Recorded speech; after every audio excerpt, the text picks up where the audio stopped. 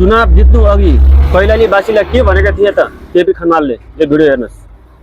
अब आउने बालेन सरकारमा यस क्षेत्रले आवाज पुर्याउनका लागि गाडी भाडा बुक गरेर काठमाडौँ धाइराख्नु पर्ने दिन आउने छैन, किनभने बालेन सरकारका आँखा पनि यस कैलाली क्षेत्र नम्बर 2 मा पर्ने छन्, जसका लागि केपी खनाल यहाँ उभिने छ। आउने बालेन सरकार चुनावका लागि भोट माग्न आउने छैन, हजुरहरूको विकासका लागि गाउँघरमा आउने छ।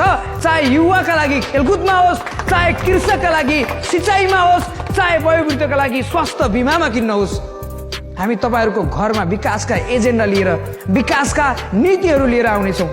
हामीलाई राजनीति गर्न आउँदैन हो, हामी राजनीतिवाला पनि होइनौँ।